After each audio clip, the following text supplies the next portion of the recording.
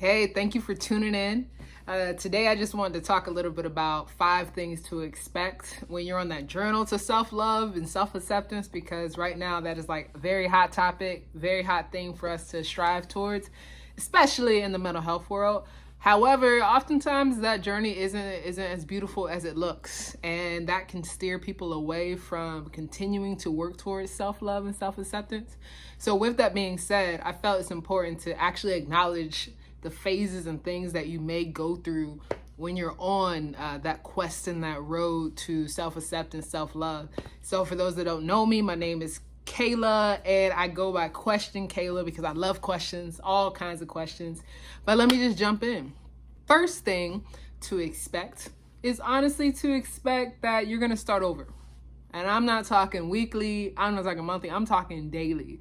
For some people, depending on how hard it has been for you to work towards self-love, you might expect yourself to start over hourly, maybe by minute.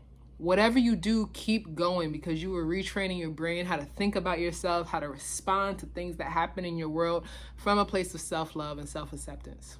Number 2, expect old memories of shame, of self-hate, of rejection, mistrust in yourself. Expect some of those memories to just start popping up. You may wonder, why in the world is this happening as you're trying to heal yourself? Well, there are parts of you, right, that have not been used to this healing, that have not been used to this way of thinking about yourself in the world. So it's very natural and honestly expected for memories to pop up saying, hey, remember this, remember that, to keep you away from that self-love, because the truth is self-love can be scary. So validate that, honor that those are just your parts of yourself really trying to help you understand that this is scary. I don't know what territory I'm going in, but to keep pressing forward because you're working towards something that is better for yourself. Keep going.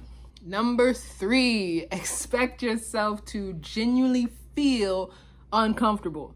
Actually, you might even start to feel like you're cocky, right? I went through this myself. I'm just like, whoa, what's happening, Kayla? You better humble yourself and all of that. But the truth is, you're not used to thinking about yourself this way. You're not used to looking and feeling like confident in yourself. So you start to feel cocky. And people might tell you to settle down a little bit like that. But the truth is, keep going, because this is a part of the process towards self-love. Is for you to feel uncomfortable feeling good about yourself. That doesn't mean anything's wrong with you. That just means, again, you're not used to it. So keep going. Number 4, which you might hear people talk a lot about, is expect relationships to change. And I don't say that because people are mean, cruel, malicious, all of that. I truly mean that your relationships can change because you were used to engaging in relationships from a place of insecurity, from a place of low self-worth. So when you start to feel better about yourself, certain relationships might shift with people. People may not be used to you owning yourself, standing in confidence and all of that. Friends that maybe benefited from a place of you feeling bad about yourself, you might lose some of those relationships too. On the other hand, expect some of these relationships to also elevate, right? Because when you start to glow, your shine's gonna make other people glow, and then everybody's glowing together. So all of those pieces can happen. I do say if your relationships start to change and maybe people feel uncomfortable with you stepping into a new light, know that sometimes that is actually very temporary. That does not mean they are bad friends or mean anything like that, or bad relationships. As you are adjusting and going through those processes, they have to too, because this is new for them.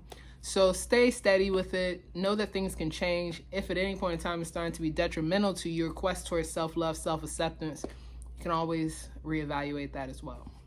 Number 5, which is my personal favorite, expect a new pattern for you to develop. Right? This pattern might be you're looking in the mirror more often, right? You're starting to feel yourself. What Beyonce say, I'm feeling myself, like all of that. You're going to really start to own it.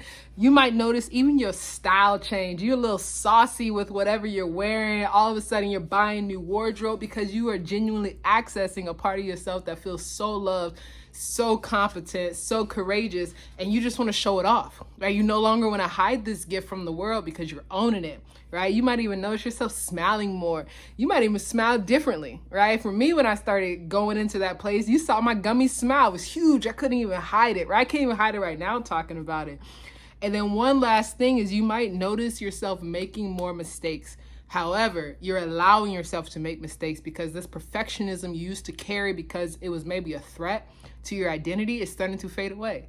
So you might notice yourself actually growing more because you're making mistakes and growing from them and feeling okay to do that. You might notice yourself taking on new challenges that are a little harder because you're no longer afraid of what will happen if you are not the best, the most appropriate, etc. in that space.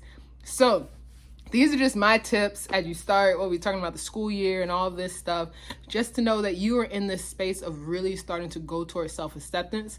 And it doesn't always mean that it is perfect and it's going to feel the best. We call them growing pains. Stick with it, stay with it, and go through it. Thank you.